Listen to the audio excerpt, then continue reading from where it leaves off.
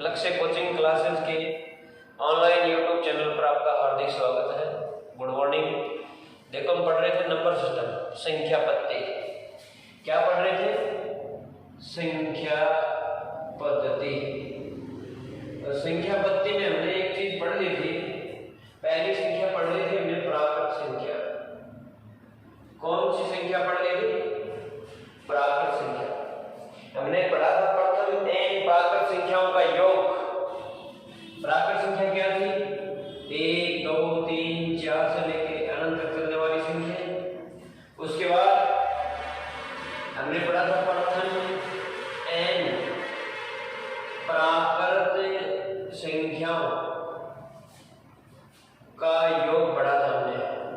ये पढ़ा था n ब्रैकेट में n + 1 बाई में 2 पढ़ा था। n बराबर क्या होता है? पदों की संख्या। इसी प्रकार से प्रथम n प्राकृत संख्याओं के वर्गों का योग पढ़ा था। n + 1 2n + 1 बाई 6 पढ़ा था। इसी प्रकार से घनों का योग पढ़ा था। तो घनों का योग इसी का एक वर्ग हो जाता है। फिर हमने सम संख्या का पढ़ा था। उसके बाद हमने विषम संख्या तक पढ़ लिया था। अब नेक्स्ट इसी से आगे मैं बता रहा हूँ प्राकृत संख्या में ही हमने प्राकृत संख्या के 4 पार्ट होते हैं। प्राकृत के कितने पार्ट होते हैं? 4। एक होता है सम, एक होता है विषम, एक होता है भाज्य और एक होता है अभाज्य। तो हमने सम और विषम तो पीछे वाले लेक्चर में कंप्लीट किए। इसके अलावा भाज्य और अभाज्य देखना है। तो देखो एक बार भाज्य संख्या। वे प्राकृत संख्या जो स्वयं व एक के अलावा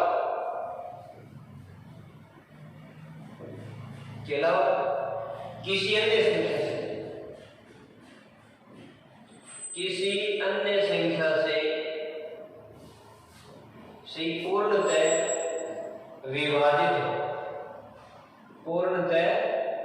विभाजित हो। क्या कहलाएगी? भाज्य संख्या कहलाएगी। यानी वे प्राकृत संख्या जो स्वयं खुद यानी खुद व एक के अलावा किसी अन्य संख्या से पूर्णतः विभाजित हो तो वह संख्या कौन सी संख्या कहलाएगी? भाज्य संख्या कहलाती है। इसमें देखो तो सबसे छोटी भाज्य संख्या होती है 4, उसके बाद 6 8 9 इस प्रकार से आगे चलती रहती है। भाज्य संख्या 4 6 8 9। यदि आपसे पूछे कि सबसे छोटी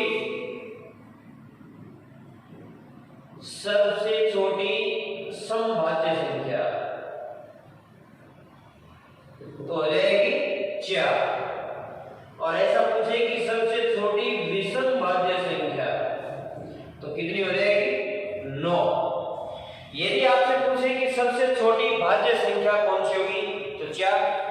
यदि उसका विपरीत पूछे कि सबसे छोटी समभाज्य संख्या कौन सी होगी तो भी 4। यदि पूछे कि सबसे छोटी विषम भाज्य संख्या कितनी होगी तो हो जाएगी 9, क्योंकि इससे पहले आने वाली तीनों संख्याएं कैसी है? सम संख्याएं। इसके बाद यदि आपसे पूछे कि 1 से 100 तक 1 से 100 तक भाज्य संख्या कितनी होगी? 74 होगी। यदि आपसे पूछे कि 1 से 100 तक भाज्य संख्याएं कितनी होंगी तो 74 होगी। यदि इसके साथ ही आपको ऐसा पूछ ले कि 1 से 25 तक कितनी होंगी, ऐसा पूछ ले कि 26 से 50 तक कितनी होंगी,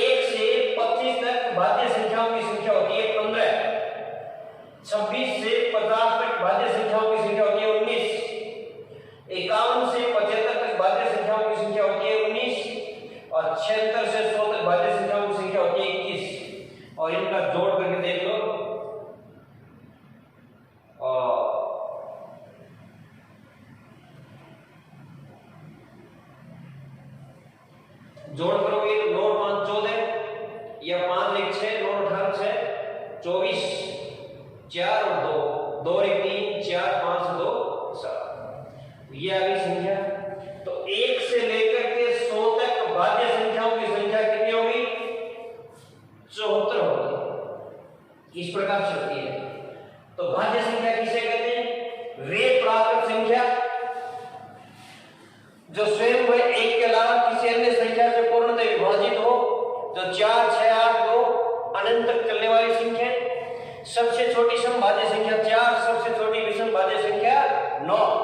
1 से 100 तक की भाज्य संख्याओं की संख्या 74 और 1 से 25 तक की भाज्य संख्या 15, 26 से 50 तक की 19 और 21 से 51 से 75 तक की 19 और 76 से 100 तक की 21। यदि टोटल जोड़ देखेंगे तो 74 आएगा। इसी प्रकार से इसी में नेक्स्ट संख्या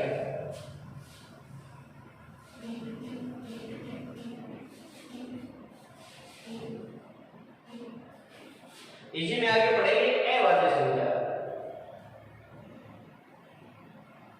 अभाज्य संख्या वे प्राकृत संख्या जो स्वयं व 1 के अलावा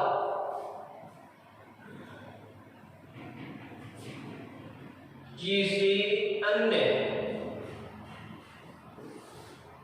संख्या से पूर्णतः विभाजित न हो। यानी वे प्राकृत संख्या जो 1 व स्वयं के अलावा किसी अन्य संख्या से पूर्णतः विभाजित नहीं हो, क्या कहलाएंगे? अभाज्य संख्या कहलाएंगे। इसमें सबसे छोटी संख्या 2, उसके बाद 3 5 7 11, इस प्रकार से संख्याएं चलती रहती। यदि आपको पूछ ले एकमात्र समअभाज्य संख्या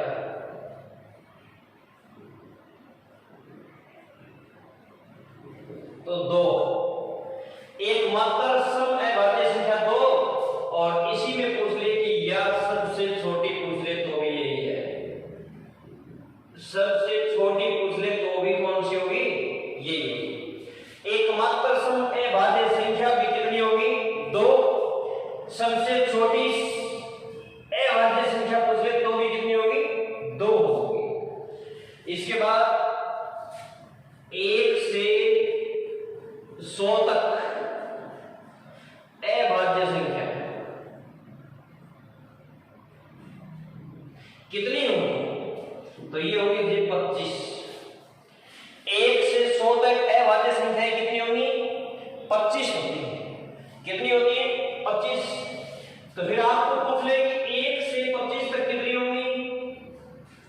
तो जी 9 होती है। कितनी होती है? 9 होती है।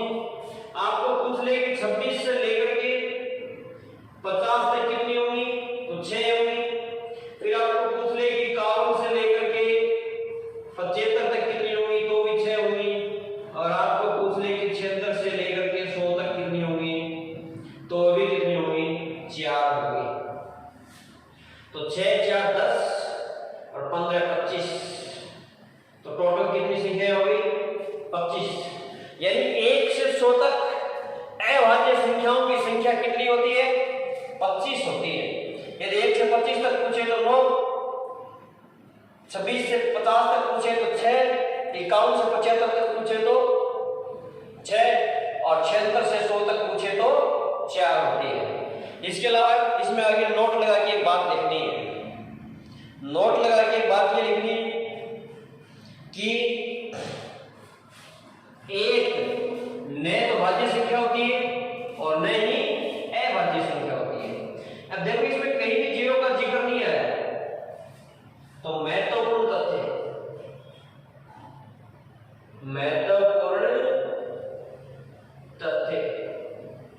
इसमें एक नंबर लिखना है, एक ये लिखा न तो भाज्य संख्या है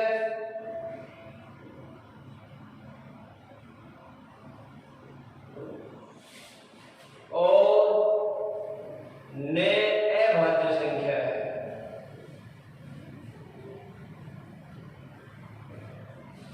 एक न तो भाज्य संख्या है, न ही अभाज्य संख्या है।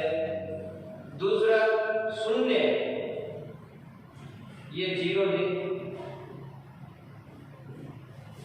न सम है, सम संख्या है और न विषम संख्या है। क्यों नहीं है? क्योंकि ये प्राकृत नहीं है। सम की हमने परिभाषा पढ़ी थी कि वे प्राकृत संख्या है, तो क्या 0 प्राकृत संख्या है क्या? नहीं है, तो सम विषम नहीं होगा। तीसरी बात, शून्य न तो धनात्मक है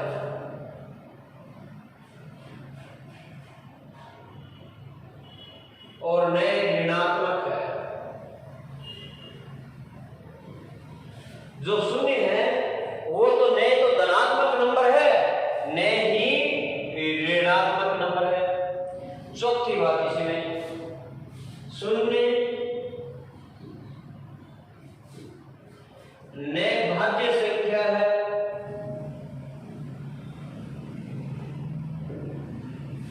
और न अभाज्य संख्या है।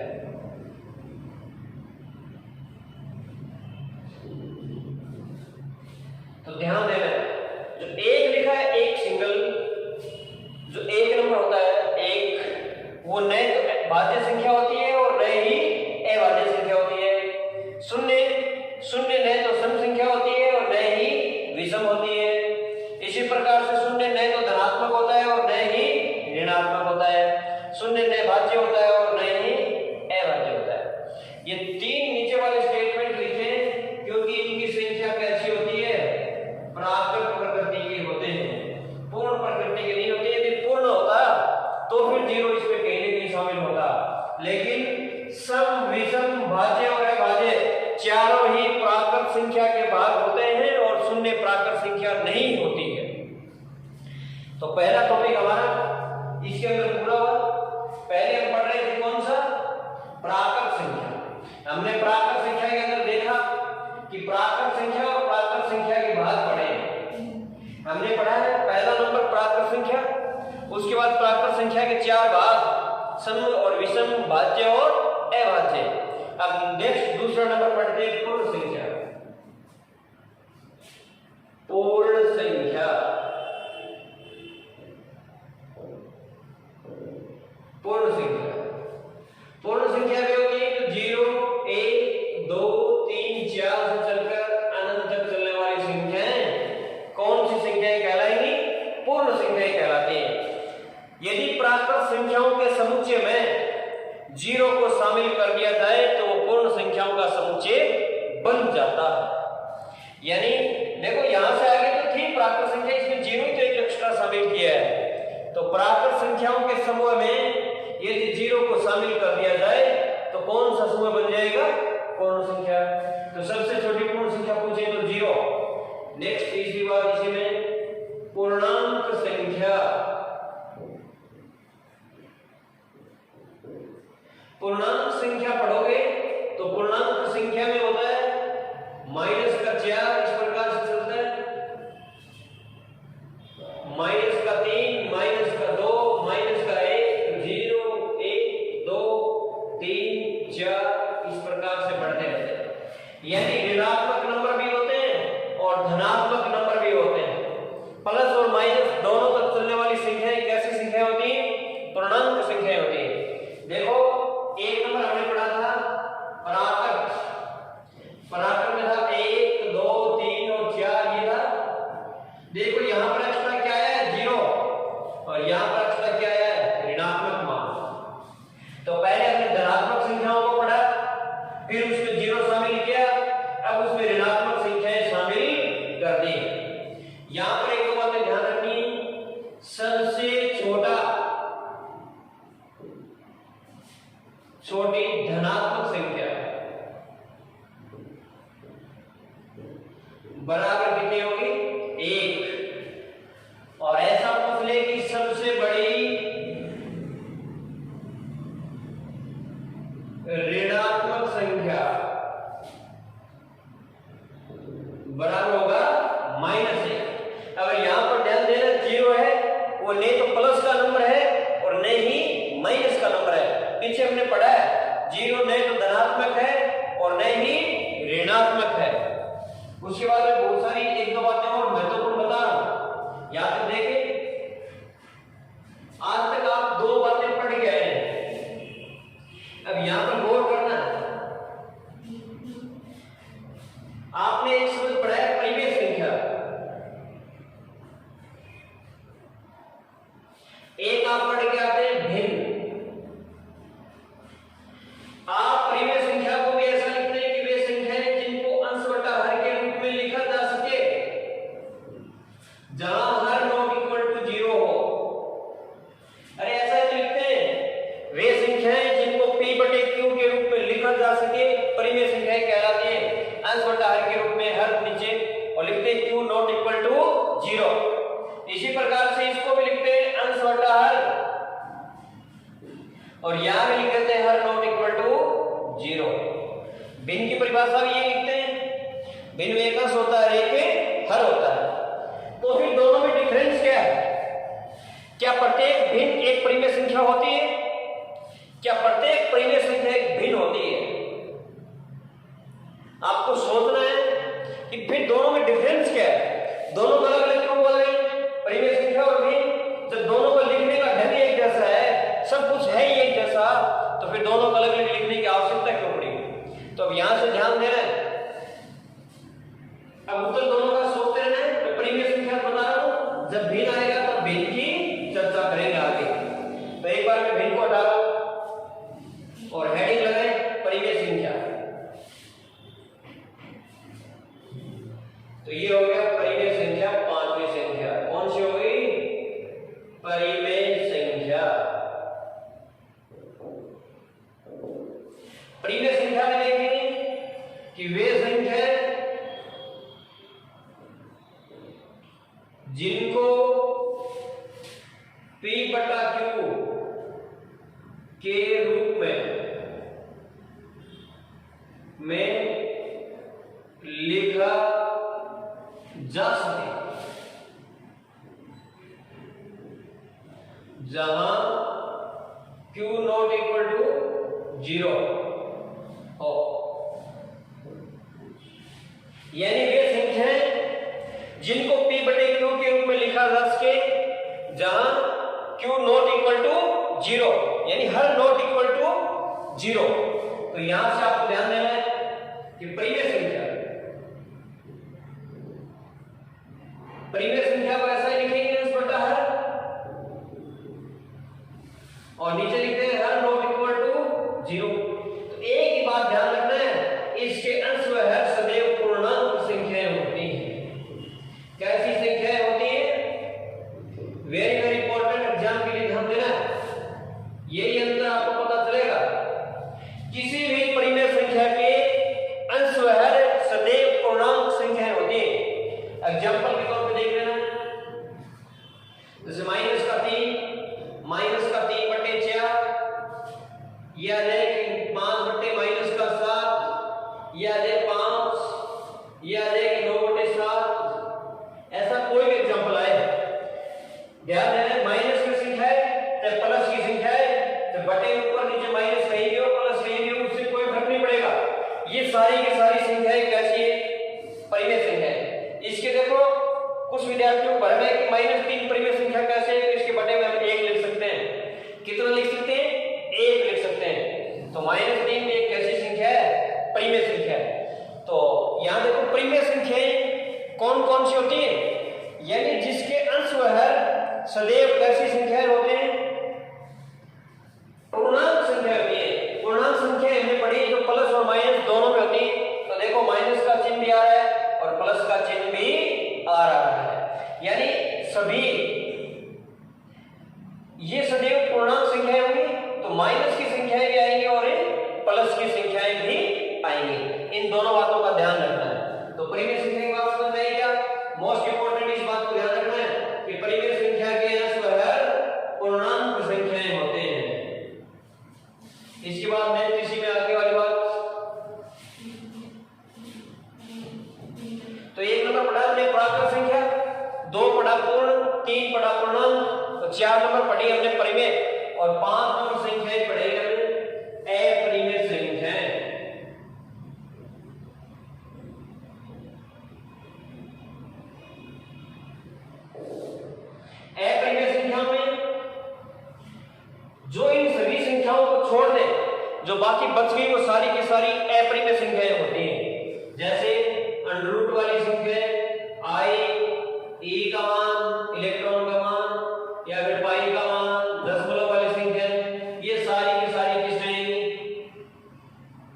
अपरिमेय संख्या में आएंगे।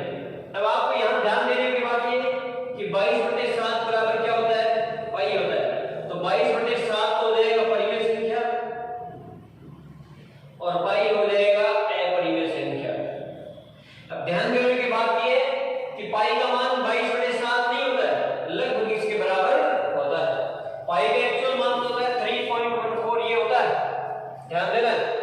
तो पाई का मान लगभग 22/7 के बराबर होता है। तो 22/7 तो एक परिमेय संख्या हो जाएगी और पाई एक कैसा हो जाएगा, अपरिमेय संख्या हो जाएगी। इसके अलावा दो बातें और बता दो छोटी छोटी इसी में, तो ध्यान से सुनना है।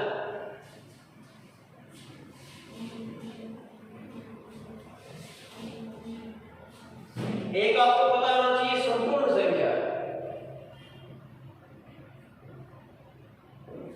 जिसको बोलते हैं परफेक्ट नंबर।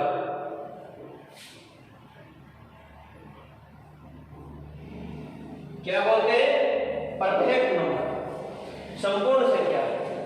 संपूर्ण संख्या किसे कहते हैं, बहुत इंपॉर्टेंट चीज है, ध्यान रखना है। आज तक 3 संख्याएं खोजी गई, 500 तक, 6 और 28 और 496। तीनों एक ऐसी संख्या है संपूर्ण संख्या, समझ गया ना। संपूर्ण संख्या की परिभाषा ये है कि ऐसी संख्या जिसके गुणनखंड के अंकों का योग सदैव उस संख्या से दुगुना हो, तो वह संख्या पूर्ण संख्या कहलाती है।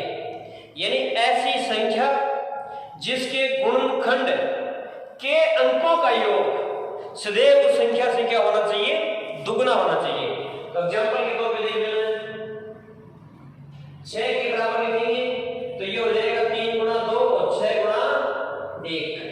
इनके अंकों का योग करोगे तो ये हो जाएगा, देखो 3, 2, 6 और 1, ये हो जाएगा कितना, 12। तो देखो 6 का दुगुना है क्या, 12।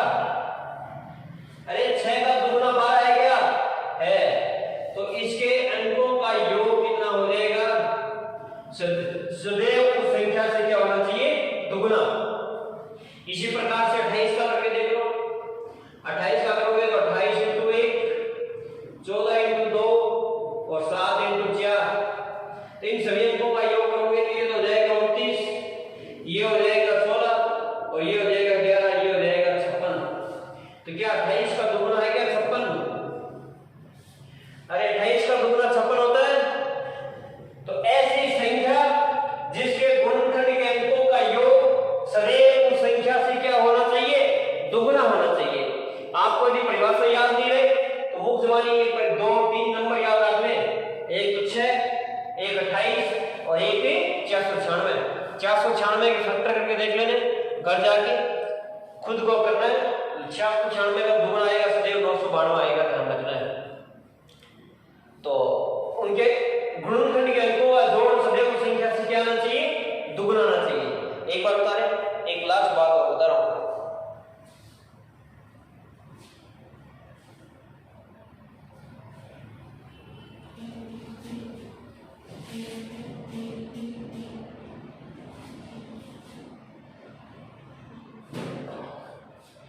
एक इसमें ध्यान रखना है, त्रिकोणीय संख्या।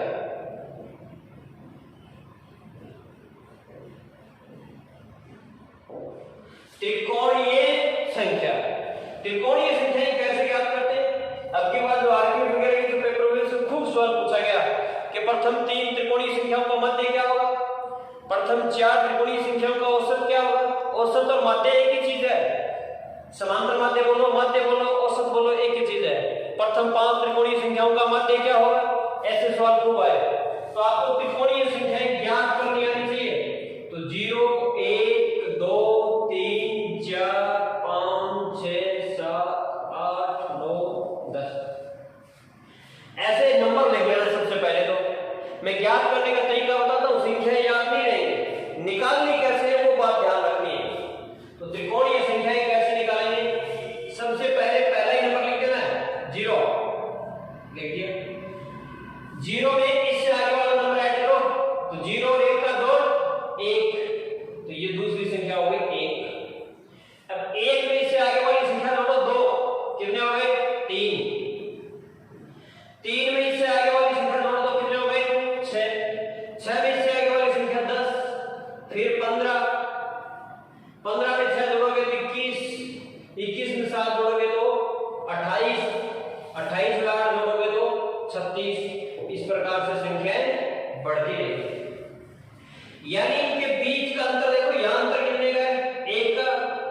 यहाँ अंतर देखो कितने का है 2 का, यहाँ अंतर देखो कितने का है 3 का, यहाँ अंतर देखो कितने का है 4 का, यहाँ कितने का है 5 का, यहाँ 6 का, 7 का, 8 का, अगली बार अंतर कितने का आ जाएगा 9 का।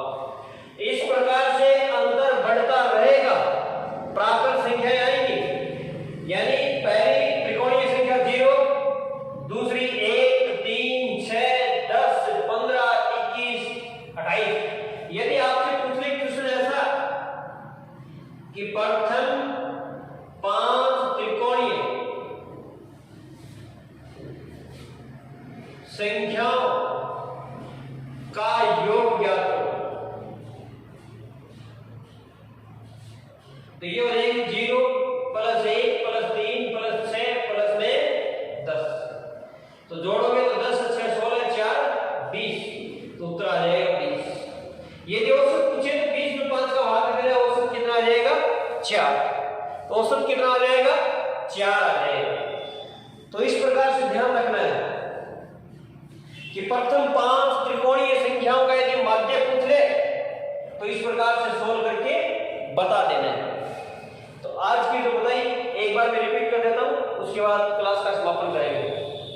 तो त्रिकोणीय संख्या आपको पता होना चाहिए। सबसे पहली संख्या लिखनी है 0, उसके बाद आगे वाली संख्या जोड़ो 1, उससे आगे वाली जोड़ोगे तो 3, उससे आगे वाली जोड़ दोगे तो 6, उससे आगे वाली जोड़ दोगे तो 10, उससे आगे वाली जोड़ दोगे 15, उससे आगे वाली जोड़ दोगे तो 21, उससे आगे वाली जोड़ दोगे तो 28, उससे आगे वाली जोड़ दोगे तो 36, उससे आगे वाली जोड़ दोगे तो 45, कितना आ जाएगा उससे आगे वाली 55। इस प्रकार से संख्याएं बढ़ती रहेंगी, आपको जो भी पूछे वो मान निकाल देना है। तो हमने पढ़ा प्राकृत जो 1 से चल करके अनंत तक चलने वाली, पूर्ण 0 से स्टार्ट होने वाली पूर्णांक संख्याएं जो दोनों तरफ चले, शून्य है वो न जो धनात्मक है, न ऋणात्मक है, न सम है, न विषम है, न भाज्य है, न अभाज्य, एक है वो न तो भाज्य है न अभाज्य है। उसके बाद पढ़ा हमने परिमेय संख्याएं, परिमेय संख्याओं के अंश व हर सदैव पूर्णांक संख्याएं होती है, इस बात को नोट कर लेना है अच्छी तरह से। उसके बाद इससे आगे वाली बात बताई थी त्रिकोणीय संख्याएं, तो त्रिकोणीय संख्याएं ज्ञात करना बता रखा है, सामने पढ़ा है। उसके अलावा एक संपूर्ण संख्या बताया था परफेक्ट नंबर। परफेक्ट नंबर वो होते हैं ऐसी संख्या जिसके गुणनखंड के अंकों का योग सदैव उस संख्या से क्या होना चाहिए दुगुना। तो इन सभी चीजों को ध्यान रखना है। Thank you so much. Video को अधिक से अधिक लाइक और शेयर जरूर करें।